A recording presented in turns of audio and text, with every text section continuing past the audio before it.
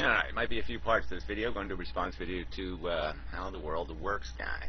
I saw Nicotine had done a video, and so then I went to this video, and apparently TJ made a video, and this guy is just so. I mean, he bitches about, alright, I'll go do this fast, and he spends half the video just talking crap, nonsense, bullshit. I mean, he's just such a player. Like he pretends he cares about some of this economic theory, but it's not about theory, it's about propaganda. So let's go through some of this bullshit. Yeah. Disgusting. These assholes have subscribers. So I woke up this morning with absolutely no intention of making a video, but then I checked and I got a bunch of private messages and emails saying, Lee, you got to debunk this video. And I looked and it was, of course, another video by TJ the Amazing Atheist. So I watched the video, and the video is titled, Free Market Capitalism Fails. And I watched it, and TJ, I got to say, you actually did the impossible. You may have actually created one of the worst videos ever on YouTube. And the only way... it's just a stupid thing to say. I mean, the Amazing Atheist can be a bit of an ass, but he's, on a scale of intelligence and knowledge, he's pretty high, idiot. And so I don't think that's a very realistic thing to say. So you're already dicing your own credibility with this bullshit, ad hominem bullshit, and that's what it is. It's just bullshit. You can just call him an asshole if you want, fine. Say you're ignorant on this subject. But no, instead you just play this game. I can really convey to you how bad I think it is an analogy that you would understand. When you watch videos made by people who don't understand evolution and are against evolution, and they come up with these questions and statements that are so obviously wrong that you're wondering why they wouldn't be embarrassed by putting the video out, that's exactly what you did. Yeah, but there's not going to be any. I mean, I watched the first couple of minutes of this video earlier, and as far as I get through. You're not going to debunk anything decisively, so why don't you find this stuff that was so outrageously preposterous, his upside-down gravity theory, and properly debunk it, but you didn't do that. You made a couple claims, and I'm going to just try to debunk them in under 5 minutes if I can. That's why I'm talking quickly, because this is just so ridiculous. Well, yeah, right, so you've wasted, 20% of your video time just talking crap. You claim that one, capitalism doesn't create wealth. You claim that when a transaction takes place, goods are traded of equal value, and so neither party generates any wealth. You use the analogy of I give money for a sandwich, and they're of equal value, so we can't create wealth unless one person believes that they're exploiting the next person. And it's not about believing. You don't create wealth by transacting. Transactions don't create wealth. You create wealth by doing work. Somebody has to make something. A bunch of people put wood together and some tar and roof and shingles and shit, and all of a sudden it's worth something now. It's a house or a building or a Hoover Dam. But you don't create wealth by I'm going to contract with this guy to make the Hoover Dam. No, you create the wealth when you actually build the thing and it actually frickin' works. And then you talked about profits, and you said that profits are simply the amount that's cut off over the top, and that money should then be transferred and spread out equally among the labor. And yeah, well, I would imagine. I didn't watch TJ's videos. That's sort of a protest. But no, I figured why spoil my argument by listening to his argument first. But yeah, obviously the transactors and the people gleaning some sort of profit beyond what their services were vital, or what was real work, just because they have a position of exploitation, a position where they can extort some extra money or profit or gain. That doesn't create any wealth or benefit anybody. Wealth really isn't created by capitalism unless you create Marxism. Now, I know I'm talking fast, but I'm going to just debunk this all really quickly. Yeah, well, I don't know if he brought up Marxism. There's no such thing as Marxism. Marxism is a diagram of capitalist failure. It is not a diagram of a socialism construct. Marx does not provide a detailed blueprint of a socialist society and how it would function. He provides a detailed blueprint of why capitalism will fail. Okay, you talked about the money traded for another good and they're of equal value. No, all transactions at all times, always, don't take place unless both parties become wealthier, that both parties believe that the other good is worth more than what they're giving away. Always. That's insane. You'll give away something of greater value if your desperation for something else or your need for something else is high enough. I mean, if my car isn't running, and I know the cheaper spark plugs are 10 miles away, but the preposterously 3 times more expensive ones are a half mile away. Yeah, I'm going to walk the half mile and buy the more expensive ones, okay, so I can avoid having to walk further to get the better ones, the better deal. Ways the transfer doesn't take place. It doesn't take place if both parties believe it's equal, and it doesn't take place if only one party is benefiting.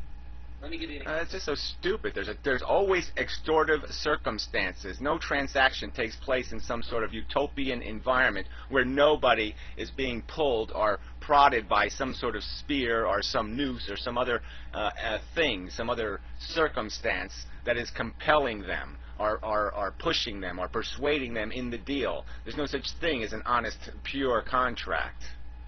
Example. If I have only water bottles in my refrigerator, you have nothing but sandwiches, and I am starving to death and you're dying of thirst, I give you the water bottle for the sandwich. I believe the sandwich is worth more than the water bottle. For me at that time, you believe the water bottle is worth more for you than the sandwich at that time, and we are all better off at that time. Now, if I'm getting Better off is just a stupid way to put it. No, nothing's number one. Nothing new has been created in the transaction. There's been no benefit to society in the transaction, and if anybody's, like I said, extorting some other person's desperation, it just sounds like one person exploiting another person's exploitation. So they're just exploiting each other. One's too hungry and one's too thirsty, and therefore I can fill in the blank. you money and you're giving me sandwiches, it's because I can't eat the money. I need to eat the sandwich, and you know that you can't just live off of nothing but sandwiches. You might want to buy clothes or anything else out in the economy, and so you know that money for you at that time is worth more for you than the sandwiches that you're giving away, because you have the surplus of sandwiches that you don't want at that time. All transactions at all times make all parties wealthier. I mean, it's just such a silly thing to say, wealthier. Why even say the word wealthier? I mean, how is it transactions don't make you wealthier, especially if what you're buying is something like healthcare or something. How am I, if I just give a doctor $500, how am I wealthier? Oh, because he checked me out and figured out I had a splinter. So he diagnosed my splinter, pulled the splinter out of my finger, and somehow I'm supposed to feel like I'm wealthier because I'm $500 poorer because he pulled a splinter out of my finger? Come on, it's a pile of crap. If I have nothing but nails in my house, and you have wood or whatever else, resources that you want, and we trade them to produce something new, they're not of equal value. You actually create wealth when you put those resources together for people with knowledge on how to make certain things that can then sell them to. Yeah, you mean workers. Yeah, that's right. So you organize people and you have them do something because you can finance with surplus money ahead of time. You can give them reward or guarantee them reward, and therefore they'll do the work. And so that's what stimulates the creation of wealth. Is you have to have something to prime the pump, so to speak. And it's either got to be a guarantee that you're going to be able to pay the money, or you got to pay the money in advance. You got to actually have the surplus in advance and pay the guy to guarantee his service, because he's not going to just work for anybody who says, "Hey, do some work for me, and there's a 50-50 chance I'll pay you." Okay, so what surplus allows there to be is a capacity to prime the pump of the creation of things like the Hoover Dam and stuff like that. And what do the wealthy do, though? They prime the pump of marble floors that only 5 people ever walk on, or yachts that are only used 4 days out of the year, or some other bullshit, some other wasted labor that makes labor more expensive, that just creates a huge drain on our society. They're just pyramids. If you put all the wealthy people's expenditures in a pile, it'll look just like a big, dumb pyramid. It's a huge waste of human resources. It's a waste of the wealth of our intelligence and our capacity to create something of real value. Other people through transactions, and all parties become wealthier. That's how wealth is created. Now, you went through this whole... Yeah, whatever. Now, that was just the silliest, stupidest, most idiotic thing I've ever heard on the Internet. I mean, you're a reasonably intelligent person. How did you come up with something so jingoistic as, all transactions create more wealth for people, blah, blah, blah. I mean, it's lower than a cartoon. This is a stick figure drawing, and you didn't even get the stick figure drawing right. Nonsense about how profit is basically a form of exploitation or fraud of the labor force. And the absurdity that you made a couple things that are just absurd. You basically defined that labor are only people in the workforce, people who use manual labor. But what you ignored is that you might have people in management who might work 90-hour weeks, and some people in labor work 40. Yeah, well, there's nothing wrong with management. What we're talking about in capitalism, right? Capitalism, which means that there's people who own the capital resources, the pump priming incentive capital. That's what we're talking about. So management's kind of a sneaky word to throw into this. I don't know whether TJ actually mentioned management. Maybe he mentioned workers and owners. So now all of a sudden you're going to turn the owners into managers? Well, that isn't the real world, is it, Mr. Dorn? I don't think the average stockholder is doing any managing. And you totally ignored the most important part of the profit system, which are losses.